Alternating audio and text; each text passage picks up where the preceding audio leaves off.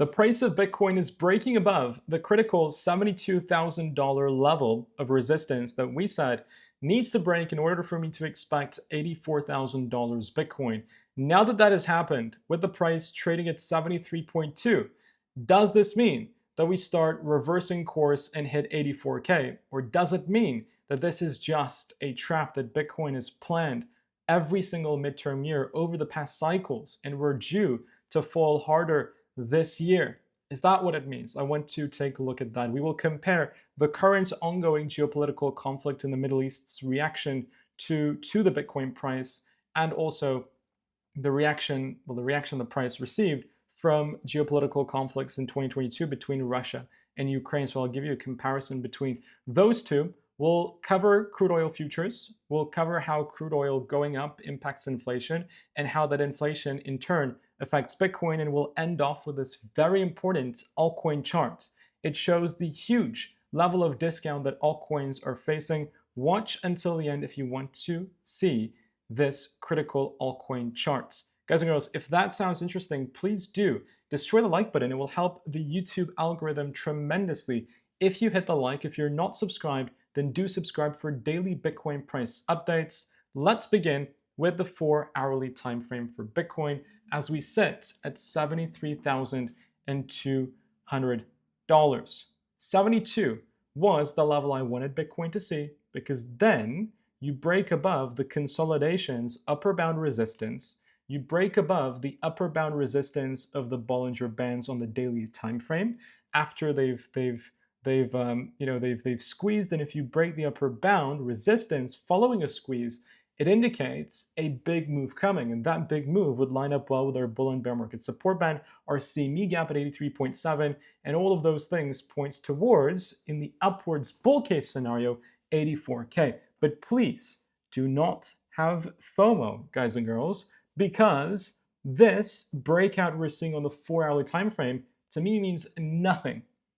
I want to see at least 2 daily candle confirmations above 72K, meaning in 6 hours and 26 minutes time, Bitcoin closes over 72, meaning Thursday, tomorrow's candle closes above 72. So Friday morning my time, if those two are true, if we have broken 72 and we've closed above it both today and on Thursday, Friday morning, I'll be setting up I'll be adding to my existing long positions, which are doing quite well on Levex now.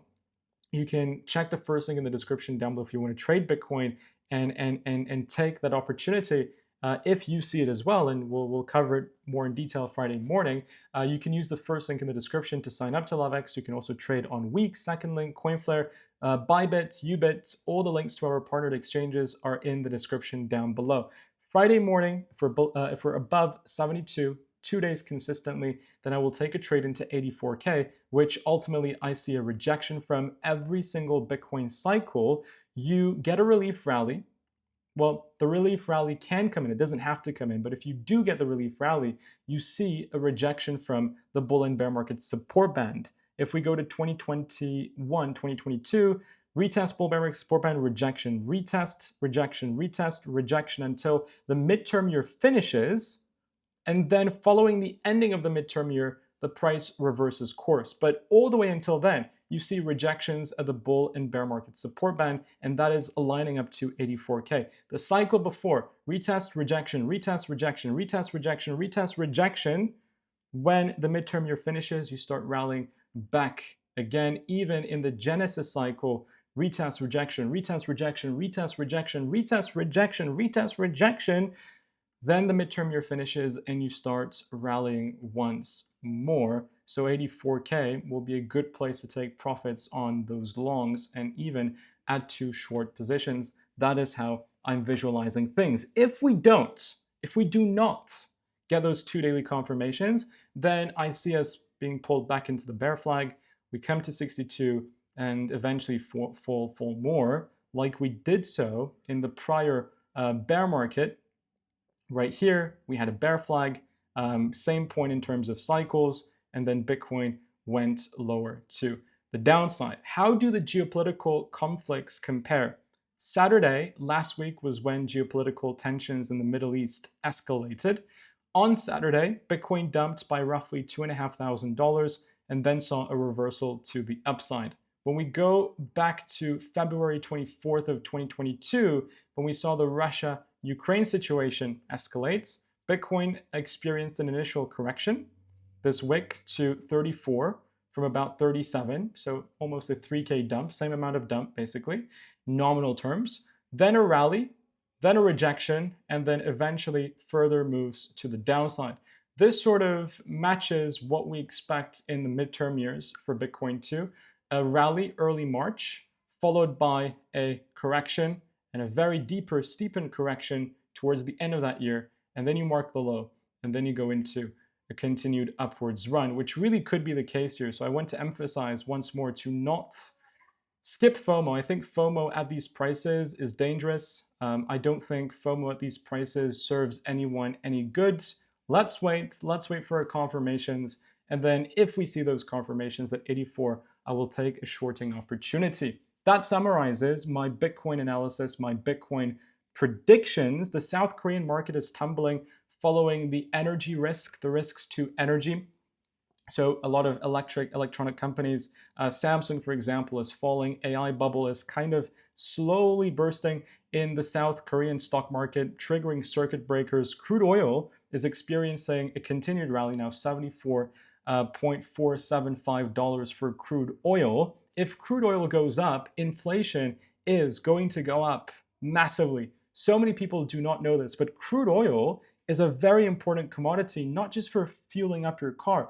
Crude oil is in food, it's in clothing, it is in obviously fueling military assets. Crude oil going up contributes vigorously to CPI data. CPI data going up when monetary policy is already tight will not induce lower interest rates, which we need for altcoins to go up. They will trigger lower altcoin prices for longer. Altcoin prices are at their lowest, or the amount of altcoins close to their all-time lows is at the highest figure, even worse than FTX era. And I wouldn't be waiting for these hypothetical things to take place in order to, in my opinion, accumulate the altcoins that you love and you believe in the long run, like Ethereum. Can it go lower? It can, but is it at tremendous level of support? It is. Do I believe in Ethereum for the next cycle at least? I do believe in Ethereum. So would I be buying Ethereum here? Yes. Have I bought Ethereum here? Yes. So for the long term, I wouldn't be waiting for the exact low. Are we at a big discount? Yes or no? Yes, right? That's what I want to focus on. And I think Ethereum is personally a good buy at these levels. I think Solana, you guys know, I think it can come down to 30, but do I believe in Solana in the macro? And if I have a multi-year approach with Solana, is buying at $90 good? For me, yes. That may not fit your personal risk tolerance, which is okay. I respect that, but for me, it's okay. So I'm buying into only my high conviction altcoins that I see a future in, but the ones that are just random altcoins, I'm obviously still staying away from. And yeah, Bitcoin is currently my focus. So thank you all for watching. Take care, and I'll see you all on the next video very soon. Bye-bye, guys.